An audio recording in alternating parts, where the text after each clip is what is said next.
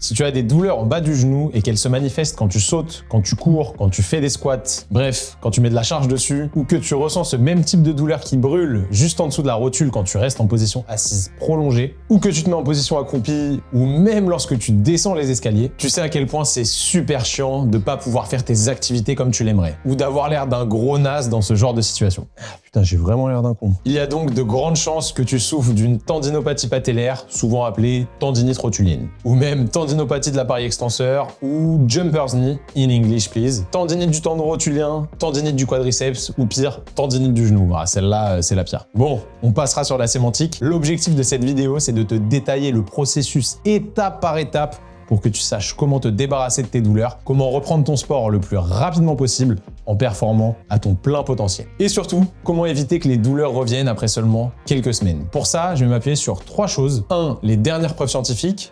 2. Mon expérience de kinésithérapeute du sport depuis près de 10 ans maintenant. Et 3. Ma propre expérience personnelle parce que j'en ai soigné des genoux de patients, c'est sûr, mais j'ai aussi souffert de cette pathologie pendant plus d'1 an et j'ai fait pas mal d'erreurs que j'aimerais t'éviter de faire. Alors on va d'abord faire un petit point sur l'anatomie pour que tu comprennes bien l'origine de tes douleurs et que tu évites la récidive. Et dans une seconde partie, on va faire un point rapide sur le diagnostic afin de s'assurer que tu souffres bien d'une tendinopathie patellaire et pas d'autre chose. On verra ensuite toutes les thérapies possibles pour te débarrasser de tes douleurs avec des preuves scientifiques pour appuyer le propos, pour que tu saches si le professionnel de santé qui te suit est compétent ou s'il vaut mieux en changer. Malheureusement, ça arrive. Et enfin, je vais te révéler le processus en 3 étapes pour guérir définitivement ton genou. Tu vas découvrir la meilleure solution pour t'en sortir. Comment gérer la douleur, quels exercices réaliser, comment les doser de manière optimale et surtout comment les faire progresser intelligemment. Franchement, c'est limite un cours complet sur cette pathologie, aussi bien destiné aux kinésithérapeutes et aux professionnels du sport qu'aux sportifs, parce que tu me connais maintenant, j'adore vulgariser les faits scientifiques sans les dénaturer. Donc déjà, n'hésite pas à utiliser les chapitres dans la timeline sous la vidéo, je t'ai tout segmenté pour que ce soit plus facile pour toi. T'es prêt ? C'est parti. Juste avant de démarrer, pense à t'abonner et à activer les notifications parce qu'on sort une vidéo banger comme celle-ci tous les dimanches. Et mets tout de suite un petit pouce bleu pour soutenir notre travail. C'est gratuit pour toi et nous, ça nous permet de continuer à te proposer du contenu comme celui-là. Fais-le maintenant parce qu'après, je sais que tu vas oublier, petit coquin. Pour commencer, petit point d'anatomie. C'est important que tu connaisses les tissus concernés parce que ça te permettra de mieux les cibler pour mieux guérir. Et surtout, éviter que les douleurs reviennent plus tard. Pour ça, j'appelle Professeur Anatomix. Et oui, le quadriceps, il est composé de 4 muscles différents.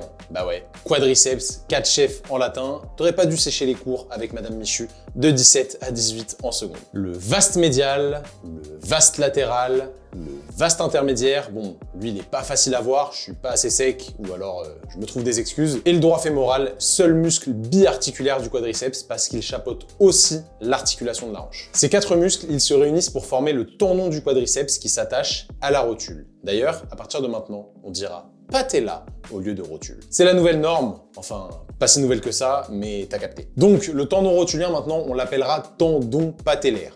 Ok ? Le quadriceps, il s'insère ensuite sur la tubérosité via le tendon patellaire et la contraction du muscle permet de tendre le genou grâce à ce tendon. On parle d'extension de genou. Regarde, ici je le fais en chaîne ouverte, donc avec le pied libre, et ici en chaîne fermée, donc avec le pied fixé. Dans ces deux conditions, mon genou se tend. Donc à chaque fois que tes quadriceps travaillent, par exemple lorsque tu t'accroupis, lorsque tu sautes ou lorsque tu cours, eh bien ton tendon patellaire travaille également. Selon l'étude de Scott parue en 2020, la tendinopathie patellaire, c'est le terme qu'il faut utiliser pour désigner les douleurs du tendon rotulien. Ou patellaire, on a compris. Et la perte de fonction liée à ces douleurs. Mais d'ailleurs, pourquoi j'ai utilisé le mot tendinopathie et pas tendinite? Je suis sûr que tu as déjà entendu les deux termes. Je vais te donner la réponse tout de suite. Le mot tendinite veut dire qu'il y a une inflammation sur le tendon. Sauf qu'en réalité, si tu as mal au tendon patellaire, ça veut pas forcément dire qu'il est inflammatoire. Si on regarde du côté de l'étude de JOMA parue en 2020, où nos amis les chercheurs ont analysé 53 études, eh bien on se rend compte que les tendons des personnes qui souffrent de douleurs tendineuses présentaient des petits signes d'inflammation. On retrouvait dans le tendon des cellules inflammatoires ou une augmentation des marqueurs inflammatoires. Mais c'était en fait très aléatoire. En gros, certains patients avaient des marqueurs inflammatoires élevés, d'autres pas. Et certains avaient des cellules inflammatoires et d'autres pas. Les auteurs ont donc conclu que ces signes d'inflammation étaient présents dans la majorité des tendons tendinopathiques. Ouais, t'as vu, ce terme, il est très stylé, mais que ce n'était pas forcément le problème majeur. Et si on va plus loin dans ces études, on se rend compte que si on stoppe l'inflammation de ces potentielles cellules ou marqueurs inflammatoires, eh bien, les patients n'ont pas forcément moins mal. Donc on sait aujourd'hui que l'arrêt de l'inflammation n'est pas nécessairement la solution. En plus, les médicaments style anti-inflammatoires peuvent perturber la cicatrisation et l'adaptation du tendon. En réalité, ces anti-inflammatoires peuvent être de faux amis, donc tout n'est pas si clair et c'est même trompeur. Parce que si on pense inflammation, la plupart des gens ils vont y associer le fait d'appliquer de la glace et de se reposer, voire se reposer complètement pour diminuer cette inflammation. Mais t'as bien compris que c'était pas toujours un vrai problème d'inflammation. Donc la solution, je te donne déjà une partie de la réponse, ce n'est pas la glace ni le repos. T'inquiète, je t'explique tout dans quelques minutes. On va juste se dire qu'à partir de maintenant, on oublie le terme tendinite, ok? Allez, on est reparti sur notre genou. Alors peut-être que tu vas me dire, oui mais Thomas, moi j'ai fait une échographie et on a vu que mon tendon était inflammé. Ouais d'accord, mais là aussi je vais te surprendre, l'équipe de haut s'est rendu compte qu'on pouvait retrouver jusqu'à 20% de signes d'inflammation du tendon patellaire chez des personnes qui n'ont aucun symptôme. Dinguerie, non? Et on en retrouve encore plus dans les sports avec des sauts répétés comme le basket, le hand, le saut en longueur. En gros, des personnes qui n'ont pas mal au genou peuvent avoir des signes d'inflammation et potentiellement un tendon abîmé. Donc malheureusement, l'imagerie seule n'est pas capable de diagnostiquer ni de nous guider dans le traitement de la tendinopathie patellaire. Mais alors, comment diagnostique-t-on la tendinopathie patellaire? Je vais passer rapidement sur cette partie parce que comme je te l'ai déjà dit dans l'introduction, on dit qu'on a une tendinopathie patellaire quand on ressent une douleur située en bas de la patella lorsqu'on met de la charge dessus. Donc lorsqu'on saute, on court ou qu'on fait des squats par exemple. Si c'est au-dessus, on parle plutôt de tendinopathie quadricipitale. Il y a de légères différences entre les deux pathologies, mais franchement, ça change pas grand-chose. Et si c'est en dessous, on parle de tendinopathie patellaire. Tout ça, c'est validé par les travaux de Maliaras, une étude publiée en 2015. Selon ces chercheurs, en plus de cette douleur localisée, l'autre symptôme primordial à retrouver est une douleur lors de la sollicitation du quadriceps. Et ça, principalement sur des exercices pliométriques. Il y a d'autres signes cliniques qui peuvent nous orienter vers cette tendinopathie. Ce serait une douleur en position assise prolongée, on en a parlé rapidement tout à l'heure, en position accroupie ou lors de la descente des escaliers. Maliaras nous parle aussi d'une douleur dose dépendante. Mais qu'est-ce que ça veut dire? Pour faire simple, cette douleur elle est proportionnelle à la contrainte que tu mets sur ton genou. C'est-à-dire que plus tu mets de vitesse et de poids sur ton genou, plus tu auras mal. Exemple assez simple, un pistol squat sera plus douloureux qu'un squat classique, parce qu'il y aura tout simplement plus de poids sur le tendon. Et un saut sera plus douloureux qu'un mouvement statique, comme la chaise, parce qu'il y aura plus de vitesse. Maintenant que tu sais tout ça, tu te poses sûrement la question, que faut-il faire pour soigner une tendinopathie patellaire? Et c'est ce qu'on va voir dans la prochaine partie. Il y a de grandes chances que tu aies déjà entendu qu'on pouvait se faire opérer ou qu'il y avait des thérapies stylées avec des ondes de choc ou des aiguilles. Ok, allons-y. Franchement, je vais pas te bassiner pendant des heures. Les infiltrations d'anti-inflammatoires sur le tendon patellaire, elles sont plus néfastes que bénéfiques. Donc, tu peux oublier. Pourquoi? Parce que comme tu vas le découvrir dans environ 2 minutes 13, en réalité, la partie du tendon abîmé, elle est extrêmement minime et il reste une majorité de fibres saines. Et pour te débarrasser définitivement des douleurs, ce qu'on cherche à faire, c'est de renforcer ces fibres saines pour en faire des machines de guerre. Sauf que les produits anti-inflammatoires, ils sont néfastes pour un tendon sain. Donc tu oublies. Les infiltrations de PRP maintenant, c'est du sang qu'on a centrifugé pour récolter le plasma riche en plaquettes, donc en facteur de cicatrisation. Ça fonctionne pas mieux qu'une infiltration d'eau salée. Donc pas mieux qu'un placebo quoi. Donc pas ouf. Dernier truc à la mode et prescrit par pas mal de médecins, c'est les ondes de choc. L'idée, c'est de venir tabasser le tendon avec une machine qui percute fort pour forcer à créer de l'adaptation au niveau des tissus sains. En théorie, ça semble être une bonne idée, mais en pratique, c'est un peu différent. L'équipe de Stania a analysé toutes les études de bonne qualité qui portaient sur la tendinopathie patellaire et le traitement par ondes de choc. Là, je te parle d'une méta-analyse, donc du niveau de preuve scientifique maximal. Et ils ont conclu que l'utilisation des ondes de choc n'était pas délétère, mais n'était pas vraiment mieux qu'un placebo. En gros, les ondes de choc n'apportent aucun bénéfice supplémentaire à une bonne remise en charge, comme nous allons le voir dans la suite de la vidéo. Et l'opération là-dedans, c'est une bonne question, hein. Une étude de Barr parue en 2006 a évalué 35 patients qui avaient une tendinopathie patellaire. Ils en ont mis la moitié dans un groupe qui se faisait opérer et l'autre moitié qui suivait un protocole de renforcement musculaire. Pas exceptionnel en tant que tel, genre les exercices auraient pu être mieux choisis et mieux programmés, mais pas mal quand même. Dans le groupe qui a subi le traitement chirurgical, le tendon désorganisé, donc les fibres un peu abîmées, ont été enlevées, puis les patients ont suivi un programme de rééducation progressif pour faire les mêmes exercices que les autres au bout de 12 semaines de suivi. Et après, on a évalué tous les patients à 3, 6 et 12 mois de suivi. Et il s'avère que les deux groupes se sont améliorés, donc les deux groupes vont mieux. Mais il n'y avait pas de différence entre les deux groupes. Genre la chirurgie n'était pas supérieure à la rééducation. Du coup, on peut se poser la question, est-ce que la chirurgie, avec tous les risques qu'elle amène, ouais, hein, c'est pas rien de se faire charcuter le genou, elle est intéressante vu qu'on a les mêmes résultats avec un programme moins coûteux, moins risqué et plus simple entre guillemets. Y a pas de réponse parfaite, moi je te laisse te faire ton avis, mais je pense que tu connais le mien. Il y a même une revue Cochrane qui s'est attardée sur les intérêts et les inconvénients de la chirurgie pour traiter la tendinopathie patellaire chez l'adulte et qui conclut qu'il n'y a pas de preuve claire de l'intérêt de la chirurgie. Malheureusement, on sait que l'absence de traitement, ça donne des résultats qui sont plutôt médiocres. Il peut donc parfois être pertinent de s'orienter vers une prise en charge chirurgicale uniquement si l'ensemble des autres traitements thérapeutiques ont été correctement appliqués. Donc ça, c'était pour l'opération et les trucs un peu invasifs. Et pour finir, les thérapies passives comme le massage, le froid, le chaud, le taping, elles peuvent potentiellement aider dans certains cas, mais de manière ultra limitée. Ça ne doit absolument pas être le centre du traitement pour cette pathologie. Donc en gros, si tu as 100 billes entre les mains, tu devrais mettre au moins 80% de tes billes dans le cercle renforcement, gestion de la charge, récupération, et les 20% restants ailleurs en fonction de tes sensations. Mais alors Thomas, qu'est-ce qui fonctionne pour soigner une tendinopathie patellaire? Eh ben on y vient tout de suite. La vraie solution, elle se trouve dans la rééducation.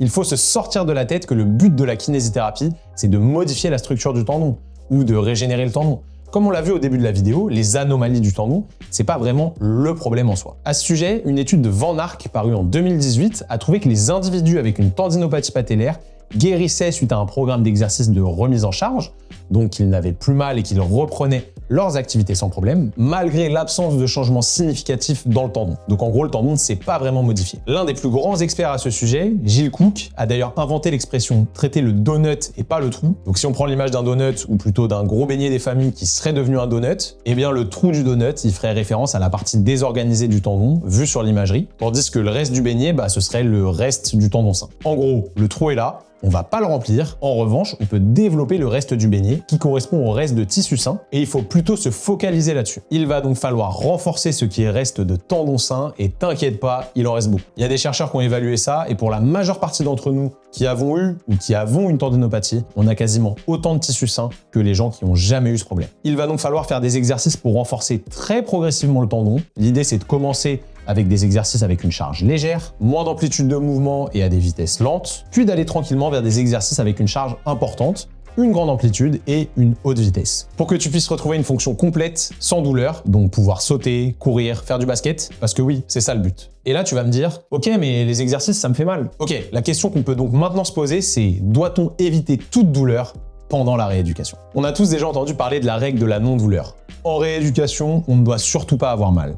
Eh ben, c'est pas si sûr. Une revue de littérature de 2017 a en effet recensé les études qui, au péril de la vie de leurs patients, ont tenté la rééducation avec douleur admise. Il y en avait 9, des études, pour un total de 385 patients. Leur tortionnaire leur faisait subir une rééducation de 8 à 12 semaines pendant laquelle la douleur était tolérée, voire encouragée. Ah les salauds! Pour pas se retrouver avec un procès sur le dos, l'échelle visuelle analogique était utilisée et le pauvre patient pouvait aller jusqu'à une douleur de 5 sur 10. 0 étant aucune douleur et 10 étant une douleur insupportable. 5 sur 10, on n'est pas très loin de l'orteil dans le pied du lit en termes de douleur perçue. Les patients, ils ont quasiment tous présenté les mêmes résultats que leur homologue du groupe témoin, donc un groupe qui suivait une rééducation sans douleur, à la fin. Donc pour conclure simplement, la rééducation avec la douleur pendant les exercices n'est pas dangereuse. Elle est même tout aussi efficace que sans, sinon plus. Et ouais, parce qu'à court terme, les patients qui avaient de la douleur pendant les exercices, ils étaient plus rapidement moins douloureux, tout en l'étant plus pendant leur séance. Tu me suis? Donc en résumé, non seulement la douleur, c'est pas un frein dans la rééducation,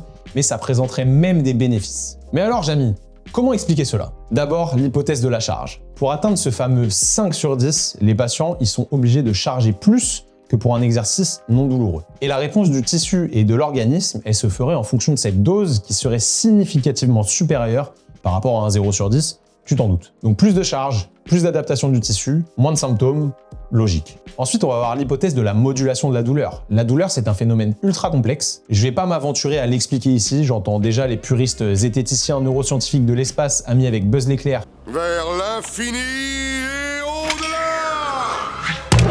Qui sont derrière leur écran et qui attendent le moindre de mes faux pas pour m'écarteler sur la place publique et je tiens ma vie. Donc toujours est-il qu'interdire à tout prix aux patients d'avoir mal revient à rendre la situation encore plus catastrophique qu'elle ne l'est déjà. Et la douleur, ça va devenir une source d'angoisse à éviter coûte que coûte, parce que le patient il a peur que la situation elle devienne encore pire. Donc clairement, rassurons-nous et rassurons nos patients, non, la douleur n'est pas fatale. Oui, la douleur peut nous aider. Considérons-la non plus comme la coupable à éliminer, mais comme un acolyte puissant. Là, je crois qu'on a mis KO la règle de la non-douleur. Premier round.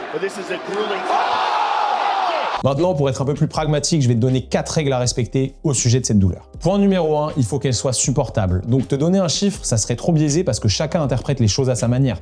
Ça se trouve, 5 sur 10 pour moi, c'est énorme et ça correspond à une intensité de 3 sur 10 pour toi, qui trouve ça ridicule. Donc garde en tête le fait que ce soit supportable. Deuxième point, la douleur ne doit pas perturber ton sommeil la nuit qui suit ta séance. On va d'ailleurs parler de la récupération qui se doit d'être optimale dans quelques secondes et le sommeil en fait partie, tu t'en doutes. Troisième point, la douleur ne doit pas être plus importante que la veille au réveil le lendemain matin de la séance. Et quatrième point, tu dois progresser si tu dézoomes un peu la situation et que tu vois tes propres progrès de semaine en semaine. Mais parfois, à trop jouer à l'apprenti sorcier avec la douleur, on en fait trop. Si après la séance, à chaud, ça va, mais que tes symptômes s'aggravent considérablement le lendemain, ça indique que tu en fais trop et que tu devrais potentiellement ralentir un petit peu. Après, si t'es rentré à 5 h du mat, après avoir bu 10 vodka Red Bull au Macumba, tu sais ce que tu dois améliorer pour avoir moins mal. Petit aparté non négligeable, veille à ta récupération. D'ailleurs, si tu veux des conseils de pro à ce sujet, je t'ai préparé un guide qui est juste parfait pour ça. C'est le guide de la récupération, un document totalement gratuit pour t'aider à mieux récupérer. Tu peux le télécharger en cliquant sur le lien qui va s'afficher juste ici ou dans la description. Parce que oui, comme un athlète de haut niveau, tu t'entraînes. Bon là, c'est pas pour aller aux Jeux Olympiques, mais pour guérir ta tendinopathie, un petit peu moins stylé. Et donc tu récupères. Parce que oui, sans récupération, pas de progression. T'imagines bien que notre cher Usain Bolt, il ne faisait pas que courir toute la journée. Il faisait aussi des siestes, des bons repas bien protéinés, des massages de récupération. Bref, il gérait sa récupération de manière aussi importante que son entraînement. Et la gestion de la charge d'entraînement, ça se réfléchit. Comment gérer de manière optimale la charge que tu imposes à ton tendon pour une guérison optimale sans risque de récidive? Pour répondre à cette question, il faut s'en poser une autre qui est à la base de tout processus. Comment apparaît la tendinopathie patellaire? Alors c'est très simple, lorsque tu t'es entraîné trop vite, trop fort, trop longtemps, et que tu as dépassé les capacités de récupération de ton tendon, et bah ton tendon, il devient irritable et douloureux. Par exemple, moi, à l'époque de ma tendinopathie patellaire, je venais de commencer le CrossFit, et clairement, j'ai commencé le CrossFit en partie parce que je voulais faire 100 kg au snatch. Et comme un gros débile, j'ai fait de l'haltéro tous les jours. Pour ceux qui connaissent pas l'haltéro, c'est ça. Donc, grosse charge et vitesse avec une maxi-flexion de genou. Nickel. En réalité, c'est un bon sport, mais tu ne passes pas de 0 haltérophilie à 5 ou 6 séances par semaine. C'est une très mauvaise gestion de la charge. Et clairement, j'en ai fait les frais. J'ai commencé à avoir mal, mais je ne m'écoutais pas parce que mon envie de progresser, elle était plus forte que ma douleur. Mauvaise idée. J'en ai clairement fait trop par rapport à mes capacités de récupération. Et à partir de ce moment-là, tu as 3 choix. Premier choix, soit tu arrêtes de t'entraîner et c'est probable que tu aies moins mal. Bah normal, tu t'entraîneras plus. Deuxième choix, soit tu continues à forcer et tu n'auras pas moins mal. Et troisième choix, tu continues à t'entraîner en dosant intelligemment. Si tu choisis la première solution, tu auras effectivement moins mal dans la vie de tous les jours. Et encore, c'est pas certain. Mais dès que tu vas reprendre l'entraînement, que ce soit 2 semaines ou 3 mois après, tu auras toujours mal. Tu auras peut-être même encore plus mal. Pourquoi? Parce que ton tendon, il se sera totalement désadapté. C'est évident, si tu ne le charges plus du tout, il va devenir tout faible, le pauvre. Et dès que tu vas te réentraîner, bah, tu vas pas vouloir faire juste 10 minutes de footing ou faire des squats à 30 kg. Non, tu vas vouloir reprendre à ton ancien niveau. Sauf que ton tendon, lui, il peut pas, vu qu'il est devenu tout faible. Tu as donc bien compris que pour s'adapter de manière appropriée, il s'agit souvent d'en faire ni trop, ni pas assez. Il faut doser intelligemment et c'est souvent ça le plus difficile. Après, moi, je veux pas te blâmer. Quand on a la croyance que la douleur est mauvaise et dangereuse et donc indirectement que le repos est bénéfique, tout en utilisant la diminution de la douleur comme principal critère de réussite de la rééducation, et bah, on peut pas vraiment s'en sortir. Et là, je vais casser un mythe, ou pas d'ailleurs. La rééducation de la tendinopathie patellaire, elle est souvent longue. Elle peut prendre 3 mois, 6 mois ou même plus d'1 an. Attention, ça veut pas dire qu'il faut que tu arrêtes le sport pendant ce temps-là. C'est même tout le contraire que tu dois faire. Dans la dernière partie de la vidéo, je vais te partager tous les critères de retour au sport, donc reste bien jusqu'à la fin. Et de toute façon, je préfère ne pas te mentir. Les symptômes, ils vont fluctuer d'un jour à l'autre. Ça peut te démotiver, et d'ailleurs, ça m'a personnellement parfois démotivé à l'époque. Il faut donc plutôt te concentrer sur la fonction et pas uniquement sur la douleur. Alors oui, évidemment, il faut toujours surveiller cette douleur afin de doser l'intensité des exercices et aussi ton niveau d'activité. Mais fie-toi surtout à ta fonction. Un exemple assez simple, ce serait de passer d'un footing de 4 km avec une douleur au genou côté à 3 sur 10 à la fin de la sortie, à un footing de 10 km avec une douleur côté à 3 sur 10 à la fin de ces 10 km. C'est un progrès significatif, même si la douleur peut, d'un point de vue mathématique, rester la même, objectivement, elle s'améliore. Parce qu'il faudra un plus gros volume d'activité pour atteindre le même niveau de douleur que celui que tu ressentais à la base. Rappelle-toi, l'un des principaux objectifs de la rééducation, c'est de restaurer la fonction. Bon, on a bien blablaté, c'est sympa, mais maintenant, que fait-on concrètement en rééducation? Dans cette partie, je vais t'expliquer comment doser les exercices de manière optimale, quels exercices réaliser et comment les faire progresser intelligemment. Souvent, on conseille l'isométrie pour diminuer les douleurs liées aux tendinopathies. Et effectivement, si on regarde les résultats de cette étude de Lim parue en 2018, on voit que c'est le cas. L'isométrie diminue la douleur. Et malheureusement, c'est trop un mode de contraction qui reste éloigné de la fonction fonction de notre genou et des mouvements dynamiques qu'on réalise avec ce dernier. Pour rappel, l'isométrie, ça correspond au fait de contracter son muscle mais sans réaliser de mouvement. La plupart des protocoles pour les tendinopathies vont démarrer au niveau 1 avec de l'isométrie, mais pour moi, en fait, c'est trop dépendant de chaque personne. Si on tolère bien le dynamique, on peut directement passer au dynamique. Donc la phase de travail isométrique, elle n'est pas obligatoire. Par contre, si on est très irritable, le travail isométrique, clairement, ce sera un outil de choix. On va donc se dire que les exercices qui suivent un mode de contraction isométrique, ils vont constituer le niveau 0 de notre rééducation. Je te donne 5 exemples d'exercices isométriques bien tolérés par la plupart des patients que j'ai pu avoir en rééducation et que tu peux tester pour savoir lequel te convient le mieux, en termes de douleur, de préférence, de matériel utilisé, bref. Tu testes et tu vois. Exercice numéro 1, la chaise. De 10 secondes à 1 minute, c'est un bon point de départ. Exercice numéro 2, le leg extension isométrique du pauvre. Exercice numéro 3, la chaise unipodale. Exercice numéro 4, le Spanish squat isométrique. Et exercice numéro 5, le sissy squat en iso. Attention, ça pique. Pour tous ces exercices, je te conseille de les utiliser pour te désensibiliser ou désensibiliser tes patients si t'es kiné. L'idée, c'est de mettre une intensité de travail légère ou moyenne et un gros volume. Donc selon moi, il serait pertinent de les répéter plusieurs fois par jour. Je vais te conseiller de les reproduire 2 à 3 fois par jour du coup. Et pour les 3 derniers, je vais souvent demander 3 séries à chaque fois avec un temps d'effort aux alentours de 45 secondes à une intensité qui va environ à 7 sur 10. Je parle pas de douleur là, je parle d'intensité perçue. Une fois que ça va mieux, tu peux garder ces exercices en tant qu'échauffement pour une séance qui va faire bosser ton tendon patellaire. Comme je t'ai expliqué tout à l'heure, les tendons ils sont davantage affectés par la charge,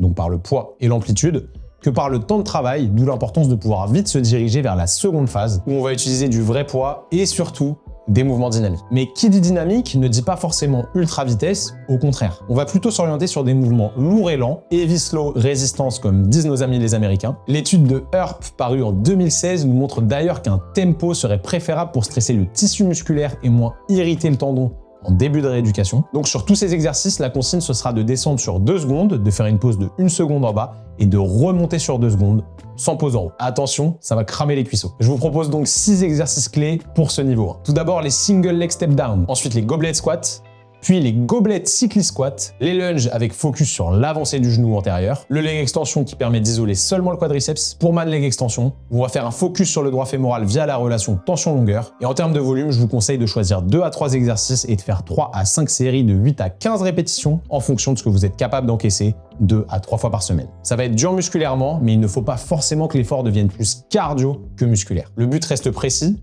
charger les quadriceps sur une dominante d'hypertrophie, qui n'en a en réalité que le nom, pour apprendre à notre tissu à tolérer les contraintes et la charge progressivement et commencer à développer notre force parce que c'est la qualité physique reine et son développement constituera d'ailleurs le niveau 2 de notre rééducation. Donc concentrons-nous sur la charge, la qualité gestuelle et la tension sur les quadriceps. À toi d'utiliser les exercices qui te semblent les plus adaptés pour toi parmi ceux que je viens de te présenter. L'idée, ce sera progressivement de se rapprocher des 8 répétitions avec une charge plus élevée pour passer à l'étape suivante. Pour ce niveau 2, on va devoir développer la force maximale. Il faudra donc charger le tendon et le genou avec du poids, du lourd quoi. Pour ça, on n'a pas 10 millions d'exos, il faut faire au plus simple pour ajouter du poids. Tout d'abord, les squats avec 3 variantes qui mettent de plus en plus de contraintes sur le quadriceps, à savoir le back, le front et le cycliste. Et ensuite, les lunges ou les fentes. Je mets pas le leg extension dans la liste parce que quand on charge beaucoup sur cette machine, ça en devient très désagréable au niveau articulaire. En vrai, à cause du bras de levier, c'est vraiment pas cool. J'aurais aussi pu parler du sissy squat complet, qui est intéressant mais qui est extrêmement technique. Il sera abordable pour certains d'entre vous si vous avez la mobilité requise et que vous maîtrisez déjà bien le Poorman leg extension, mais attention à ne pas se voir trop fort. L'idée avec ces exos, ce sera de faire 2 à 3 séances par semaine avec 3 à 5 séries de 3 à 6 répétitions en ayant 2 répétitions en réserve. Donc en gros, ça va être lourd et il faudra bien se gainer pour bien résister à la charge. Le tempo, il sera similaire au tempo du niveau précédent, sauf qu'on essaiera de commencer à être le plus rapide possible sur la remontée et que petit à petit, on gommera la pause en bas. On ira même en fin de progression utiliser le rebond pour commencer à bien charger le tendon patellaire, en vue de préparer la prochaine phase de la rééducation. Donc là, on est parti pour du squat tempo 2-1, 2-0, ça veut dire 2 secondes de descente, 1 seconde de pause en bas, 2 secondes de montée, pas de pause en haut. Donc ici, 0, 1, 2, 1, 0, 1, 2, 0, 0, 1, 2, 1, 0, 1, 2, etc. Maintenant, on est parti pour du squat un petit peu plus rapide, 2-0, x0, ça veut dire pas de pause en bas, montée rapide, pas de pause en haut, avec toujours 2 secondes de descente. C'est parti, 0, 1, 2, hop, je monte rapidement et je repars. 0, 1, 2, rapide, etc. On arrive donc à notre niveau 3 qui va correspondre à tout le travail de pliométrie avec des sauts et des réceptions qui qui vont charger fortement le tendon. Mais il faut que ton tendon il soit capable d'encaisser cette contrainte, sinon on ne sera pas allé au bout de la rééducation et c'est dommage. En gros, le travail il aura été fait qu'à moitié. Pour que tu comprennes bien, le tendon il joue un rôle primordial pour restituer l'énergie élastique qui est accumulée dans le muscle à chaque appui et à chaque réception de saut. Lorsqu'on étire puis qu'on raccourcit le muscle, comme sur une réception de saut en réalité, le tendon il va stocker de l'énergie potentielle élastique pendant la phase d'étirement et ensuite il va la restituer lors de la phase de raccourcissement. Ce phénomène il augmente le rendement musculaire par rapport à une contraction concentrique isolée. Donc en gros, on va pouvoir produire plus d'énergie, donc plus de puissance, une plus grande hauteur de saut, plus de vitesse, bref, tout en plus quoi, plutôt que si on faisait une contraction concentrique sans étirement préalable. C'est ça qu'on peut qualifier de travail pliométrique. On étire, puis on contracte très rapidement. Pour travailler notre capacité pliométrique, on a tout un panel d'exercices différents, mais je vais t'en donner 8 qui sont clés pour moi à utiliser en progression. J'insiste bien là-dessus, il y a un véritable ordre logique. Tout d'abord le snap down, le counter movement jump. Ensuite le CMJ box jump avec step down. Ensuite le depth drop bilatéral, puis le depth drop unilatéral, le depth jump bilatéral, le depth jump unilatéral et pour finir les box jump pliométriques. On va vraiment se concentrer sur la qualité gestuelle et vu que ces mouvements sont assez contraignants, il faudra vraiment doser intelligemment. Je te conseille de choisir 2 exercices d'un niveau similaire et de réaliser 2 à 3 séances par semaine comme d'habitude, avec 3 à 5 séries de 5 à 8 répétitions qualitatives. Plus on avance dans la rééducation, plus le temps de contact au sol devra être court pour vraiment produire plus de puissance et perdre moins d'énergie. Quand tu n'auras plus de symptômes sur ce genre d'exercice, tu auras fini ta quête vers la montagne du destin. Come on, Mr. Frodo. I can't carry it for you. But I can carry you. Come on! Mais avant de pouvoir terminer le jeu et de brûler l'anneau, il va falloir affronter le Gollum de la rééducation, les critères de retour au sport. Bon, qu'est-ce que c'est que ça? Bah en gros, c'est les critères que tu dois valider pour te dire « Ok, je suis prêt à reprendre le sport sans risque majeur de récidive ou de rechute ». En réalité, le mieux ce serait de ne pas avoir arrêté le sport, mais de l'avoir adapté en diminuant les mouvements trop douloureux et en conservant le reste pour éviter de se déconditionner et de perdre tous ces incroyables gains que tu as eu du mal à gratter depuis tant d'années. Une fois que tu as compris ça, pour reprendre ton sport à 100% en faisant très simple, il faut que tu coches toutes ces cases. Quasiment plus de douleur, voire plus du tout de douleur, en fonction du contexte. Une amplitude de mouvement quasi égale au côté sain, donc cheville, genou et hanche. Un niveau de force en extension de genou quasi égal au côté sain aussi. Je te donne une idée, il faudrait que tu puisses faire au moins 5 pistol squats sans douleur de chaque côté et que tu squattes au minimum 120% de ton poids de corps en squat complet, en fonction de ta pratique sportive évidemment. Bon, du coup, moi, je fais 85 kg, ça veut dire qu'il faut que je mette 102 kg sur la barre pour faire 120% du poids de corps et on va voir si j'y arrive. Normalement, je pense que ça devrait passer. Yeah, baby! Lightweight, baby! Oui! Le critère est validé. Que tu n'aies pas d'appréhension à la reprise du sport, tu peux évaluer ça facilement avec un petit questionnaire très simple, le AFAQ, Athlete Fear Avoidance Questionnaire, qui s'y prête plutôt bien. Que tu sois capable d'enchaîner une dizaine de sauts verticaux le plus haut possible. Et si tu fais du crossfit ou de l'haltérophilie, une dizaine de réceptions en squat clean à au moins 50% du poids de corps. Que tu sois capable d'effectuer le geste spécifique à ton sport sans douleur, sans limitation et surtout sans appréhension.